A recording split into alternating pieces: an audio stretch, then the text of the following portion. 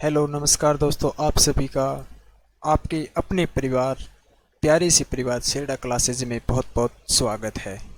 आज हम शुरू करेंगे आर्मी की प्रश्नोत्तरी सीरीज चलाएंगे जिनका एग्ज़ाम 15 जनवरी को है। यह सीरीज़ 15 जनवरी तक चलेगी।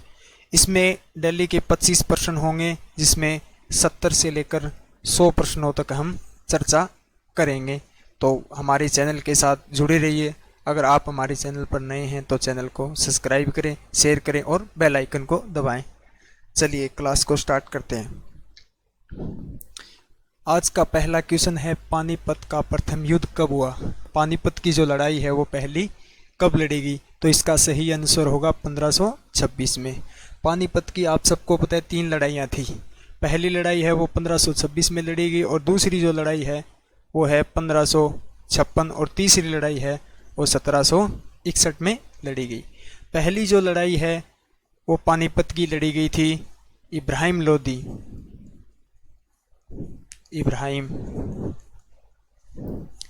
लोदी व बाबर के बीच लड़ी गई, जिसमें बाबर की क्या है विजय हुई। इसमें इब्राहिम लोदी की हार हुई और बाबर की विजय हुई। बाबर द्वारा काफ़ी युद्ध लड़े गए। देखिए, पहला युद्ध लड़ा गया 1526 में, दूसरा युद्ध है वो 1527 में लड़ा गया, जिसे खानवा का युद्ध कहते हैं।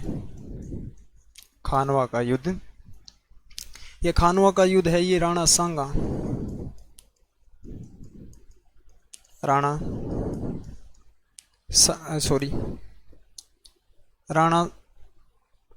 व बाबर के बीच लड़ा गया। राणा सांगा व बाबर के बीच लड़ा गया और इस युद्ध में भी बाबर क्या है विजय हुआ। इसके बाद देखिए तीसरा युद्ध है वो 1528 में लड़ा गया। 1528 में लड़ा गया। मेदिनी राय व बाबर के बीच लड़ा गया। इस युद्ध को चंदेरी का युद्ध कहते हैं। क्या कहते हैं? चंदेरी का युद्ध। इसमें भी क्या है बाबर विजय हुआ था। इसके बाद है 1529 में। 1529 में लड़ा गया घाघरा का युद्ध। किसका? घाघरा का युद्ध लड़ा गया। यह युद्ध महमूद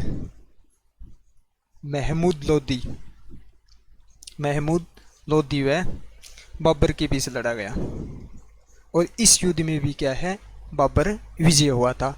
और इसी तरह 1530 में क्या है बाबर की मृत्यु हो जाती है। क्या हो जाती है? मृत्यु हो जाती है। इसीलिए इस शासक को कहा जाता है कि आंधी की तरह आए और तूफान की तरह चले गए। 1930 में इनकी मृत्यु हो गई। ये ध्यान में रखें। पहला युद्ध 1526 में लड़ा गया था, पानीपत का प्रथम युद्ध। दूसरा युद्ध है वो लड़ा गया खानवा का युद्ध 1527 में, राणा सांगा व बाबर के बीच लड़ा गया, जिसमें बाबर विजय हुआ। 1528 में तीसरा युद्ध लड़ा गया मेदिनी राय व बाबर के बीच लड़ा गया था, ठीक है, जिसे चंदेरी का युद्ध कहा जाता है। और 1529 में लड़ा गया घाघरा का युद्ध, जिसे कहा जाता ये महमूद लोदी व बाबर के बीच लड़ा गया। और इसके बाद 1530 में बाबर की क्या है मृत्यु हो जाती है। क्लियर है? अगला क्वेश्चन देखिए, क्वेश्चन नंबर 2 है, हरिकुंड बांध किस नदी पर बनाया गया? हरिकुंड बांध है वो किस नदी पर बनाया गया है? तो इसका सही आंसर होगा महानदी पर बनाया गया। कहाँ? महानदी पर बनाया गया, उड़ीसा के अंदर। महानदी पर उड़ीसा के अंदर बनाया गया और संबलपुर जिले में कहाँ है? संबलपुर जिले में है। और यह हरिकुंड बांध जो है यह विश्व का सबसे लंबा बांध है। विश्व का सबसे लंबा बांध है हरिकुंड बांध है, जो महानदी पर बनाया गया है, उड़ीसा राज्य के संबलपुर जिले में स्थित है। क्लियर? अगला क्वेश्चन देखिए, क्वेश्चन नंबर 3 है, वीरभूमि किस समाधि स्थल को कहा जाता है? वीरभूमि है वो किस व्यक्ति की समाधि स्थल का नाम है? तो इसका सही आंसर होगा राजीव गांधी। सही आंसर होगा राजीव गांधी। और ये कहाँ स्थित है? यह है दिल्ली के अंदर। ये ध्यान रखें, क्योंकि अभी हाल ही में जो 13 नवंबर को जो परीक्षा लगी थी उसमें ये पूछा गया था कि महात्मा गांधी की समाधि स्थल को क्या कहा जाता है? तो वो कहा जाता है राजघाट। राजघाट। और ये कहाँ स्थित है? ये भी दिल्ली में स्थित है। और जवाहरलाल नेहरू की समाधि स्थल को क्या कहते हैं? इस समाधि स्थल को कहते हैं शांतिवन। क्या कहते हैं? शांतिवन। और यह भी कहाँ स्थित है? दिल्ली में। यह ध्यान रखें। क्लियर है? राजीव गांधी की समाधि स्थल को क्या कहते हैं? वीरभूमि। और महात्मा गांधी की समाधि स्थल को राजघाट। और जवाहरलाल नेहरू की समाधि स्थल को शांतिवन कहते हैं। और ये तीनों कहाँ स्थित है? दिल्ली के अंदर। क्लियर? अगला क्वेश्चन देखिए। अगला क्वेश्चन नंबर 4 है, ओणम त्यौहार किस राज्य में बनाया जाता है? जो ओणम त्यौहार है वो किस राज्य का त्यौहार है? तो इसका सही आंसर होगा केरल। देखिए एक बात यहाँ ध्यान रखें, यहाँ राज्य दिया हुआ है, किस राज्य में बनाया जाता है। अगर ये क्वेश्चन इस तरीके से दिया होता है ओणम त्यौहार कहाँ मनाया जाता है, ओणम त्यौहार है वो दक्षिण भारत का त्यौहार है। कहाँ का? दक्षिण भारत का। दक्षिण भारत में मनाया जाता है। अगर राज्य पूछा जाए तो प्रमुख जो राज्य है वो केरल में बनाया जाता है, और वैसे है दक्षिण भारत के सभी राज्यों में बनाए जाते हैं। क्लियर है? अगला क्वेश्चन, क्वेश्चन नंबर 5, प्रथम भारतीय नोबेल पुरस्कार विजेता, प्रथम पहले व्यक्ति जिन्हें नोबेल पुरस्कार से सम्मानित किया गया। तो इसका सही आंसर होगा रविंद्रनाथ टैगोर। रविंद्रनाथ टैगोर, इनको 1930 में नोबेल पुरस्कार दिया गया। कब दिया गया? 1930 में दिया गया। नोबेल पुरस्कार से जुड़ा हुआ एक क्वेश्चन है, अभी हाल ही में जो 16 अक्टूबर को एग्जाम लगा था आर्मी में, उसमें पूछा गया था कि नोबेल पुरस्कार की शुरुआत कब हुई? तो नोबेल पुरस्कार की शुरुआत है वो 1901 में हुई। कब हुई? 1901 में हुई थी। और नोबेल पुरस्कार, ये बात भी ध्यान रखें, 6 क्षेत्र में दिया जाता है। कितने क्षेत्रों में दिया जाता है? 6 क्षेत्रों में दिया जाता है। देखिए पहला है भौतिकी, भौतिक। दूसरा रासायनिक, रासायनिक। तीसरा चिकित्सा, चिकित्सा। और चौथा है अर्थशास्त्र। पांचवा है शांति। और छठा है साहित्य, साहित्य। तो रविंद्रनाथ टैगोर को जो है साहित्य क्षेत्र में पुरस्कार दिया गया था गीतांजलि की रचना में। किसकी? गीतांजलि की रचना में 1930 में इन्हें नोबेल पुरस्कार दिया गया। यह भारत के प्रथम व्यक्ति थे और साहित्य क्षेत्र में दिया जाता है। यह भी ध्यान रखें, नोबेल पुरस्कार है वो 6 क्षेत्र में दिया जाता है, भौतिकी, रासायनिक, शिक्षा, अर्थशास्त्र और शांति और साहित्य में। क्लियर? अगला क्वेश्चन, क्वेश्चन नंबर 6 देखिए, वायुसेना दिवस कब बनाया जाता है? वायुसेना दिवस है वो कब बनाया जाता है? तो इसका सही आंसर होगा 8 अक्टूबर को। वायुसेना दिवस है वो 8 अक्टूबर को बनाया जाता है।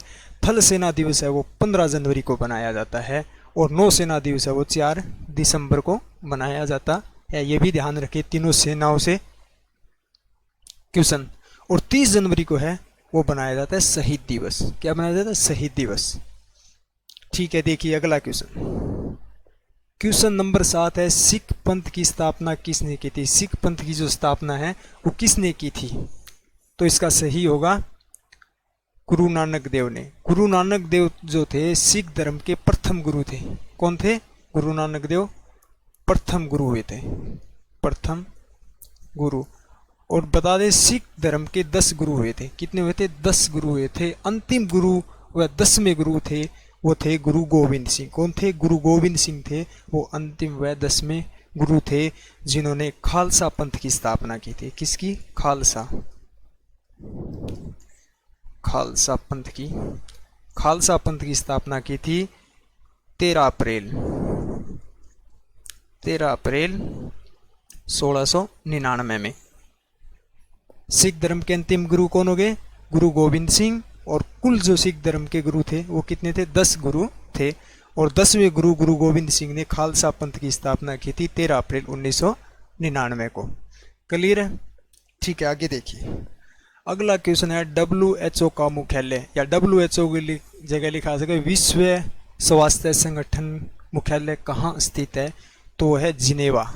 कहाँ स्थित है? जिनेवा, स्विट्जरलैंड में स्थित है।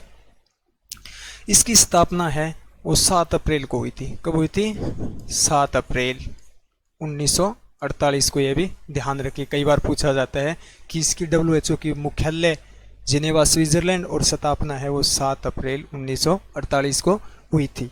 आगे देखिए, क्वेश्चन नंबर 9 है, भारत पर पहला सफल आक्रमण किसने किया? जो पहला आक्रमण है वो भारत में किस व्यक्ति ने किया था? तो इसका सही आंसर होगा ए, महमूद बिन कसीम। इसने किया था 712 ईस्वी में। कब? 712 ईस्वी में। आगे देखिए, बाबर का जो है हमने वो पढ़ा ही है पीछे युद्ध। ठीक है, आगे देखिए, कंचनजंगा राष्ट्रीय पार्क किस राज्य में स्थित है? कंचनजंगा राष्ट्रीय पार्क है वो भारत के किस राज्य में स्थित है? तो इसका आंसर होगा सी, सिक्किम राज्य में स्थित है। कंचनजंगा है वो विश्व की तीसरी सबसे ऊंची चोटी है। विश्व की तीसरी सबसे ऊंची चोटी पूछी जाए तो वो कौन सी है? कंचनजंगा है, और वो कहाँ स्थित है? सिक्किम के अंदर स्थित है। क्लियर है? आगे देखिए, अगला क्वेश्चन नंबर 11 है, नेपाल की राजधानी है। नेपाल की राजधानी क्या है? तो इसका सही आंसर होगा काठमांडू। ये आप सबको पता है, और ये भी ध्यान रखें थिम्पू है वो बांग्लादेश की राजधानी है।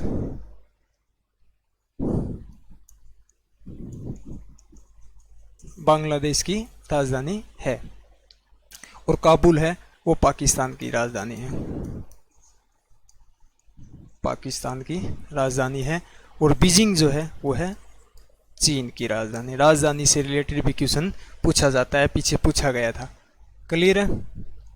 आगे देखिए, अगला क्वेश्चन नंबर 12 है, फ्लाइंग सिख किसे कहा जाता है? फ्लाइंग सिख है वो किस व्यक्ति को कहा जाता है? तो इसका सही आंसर होगा सी, मिल्खा सिंह को। फ्लाइंग सिख है वो मिल्खा सिंह को कहा जाता है। और पीटी उषा को जो है उड़न परी कहा जाता है।